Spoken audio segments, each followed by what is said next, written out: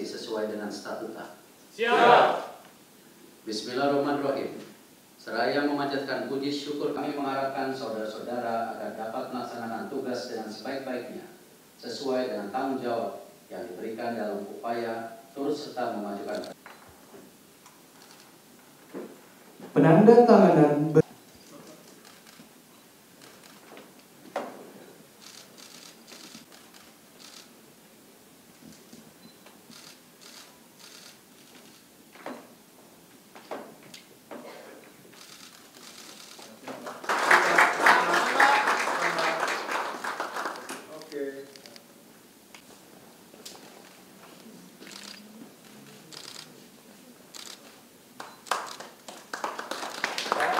Jumpa di sini Pak.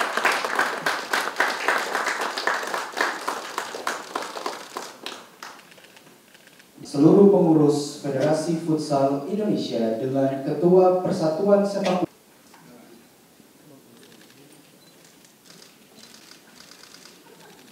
ya. Langsung wawancara gantian biar enggak 2 kali. Ayo. Silakan. Ya Pak Rifar, gimana untuk pelantikan para pengurus Federasi Futsal pada hari ini?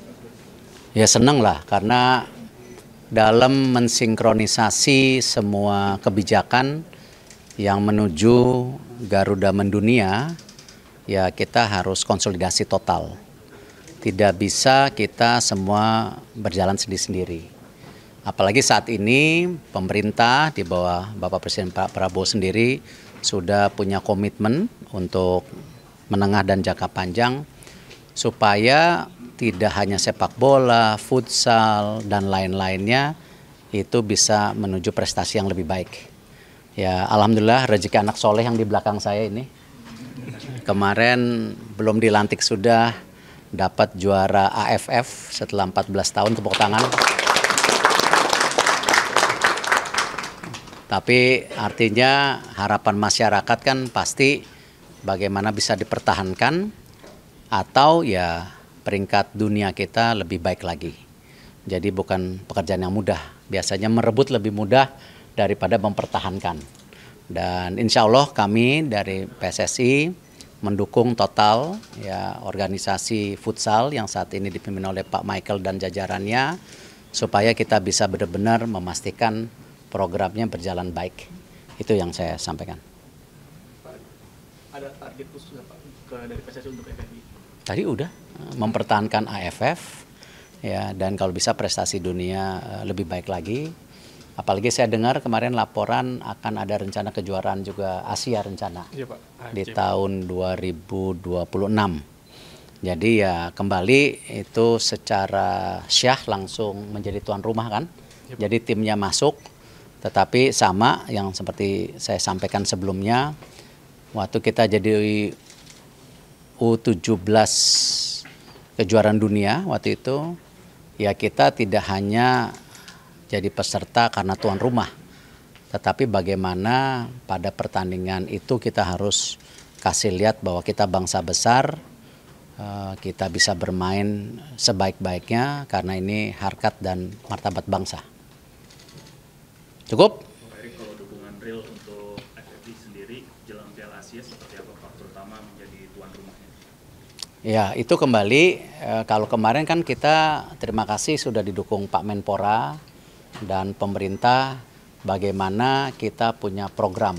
Karena memang membuat tim nasional itu tidak bisa dengan waktu yang pendek, ya, regenerasi, bagaimana standarisasi, itu harus terus ditingkatkan sehingga mau tidak mau ya harus punya program yang mumpuni.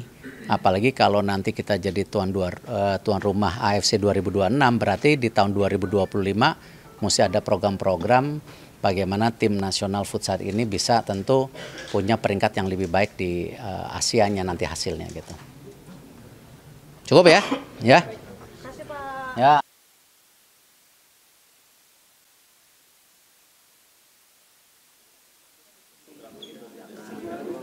Supaya kita bisa cari simulasi yang lebih baik gitu ya tanggal 19 depan. Ya, ini biar apa? Kepada seluruh pengurus Federasi Futsal Indonesia bisa kembali ke tempat yang telah kami kita mau sediakan. GSI, kita juga ada yayasan, ya kan, yayasan bola juga. Jadi kita benar-benar saling mendukung gitu. Bisa ya. Apalagi di support oleh yang benar. Saya nggak bilang apa, nggak boleh detail. Kami informasi. Kemarin kan timnas Indonesia mengalami kekalahan melawan Jepang, namun kan banyak masyarakat yang memahami itu karena memang secara peringkat itu jauh kan. Tapi saya pribadi, kami semua melihat ada video Bapak itu masuk ke dalam ruang ganti dan memotivasi para pemain. Dari Bapak sendiri ada evaluasi nggak Pak terkait dengan pertandingan kemarin? Ya gini, kan yang selalu saya bilang, kita punya proyek besar, lolos Piala Dunia.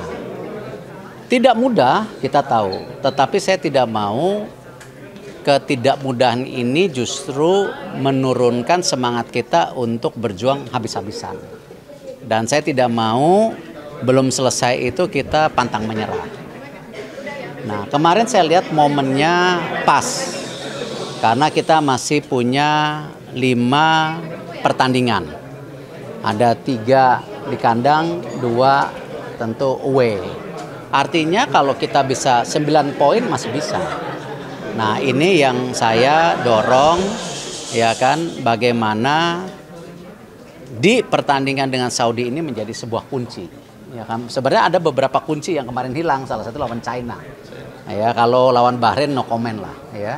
Nah, ini yang saya ingin pemain, pelatih semua berintrospeksi diri bahwa mereka masih percaya tidak dengan proyek ini. Dan saya sembari dengan sebuah teguran positif, bahkan saya pesan juga introspeksi semua, karena dalam situasi seperti ini justru kita harus solid. Nah, itu yang saya tekankan sebenarnya kemarin. Kalau dari kacamatanya Pak Erik sendiri melihat para pemain ini, apakah motivasinya mulai pudar atau makin justru ingin membuktikan gitu? Ya, kalau saya melihat Ole yang kemarin datang setelah pertandingan saya bertemu, saya ajak bicara, dia justru ingin menjadi bagian sebuah rencana besar ini. Jadi dia masih confidence. Nah, saya harap pemain juga dan pelatih bisa memberikan yang terbaik untuk pertandingan Saudi ini. Karena ini benar-benar poin yang sangat dibutuhkan. Kalau harapan dari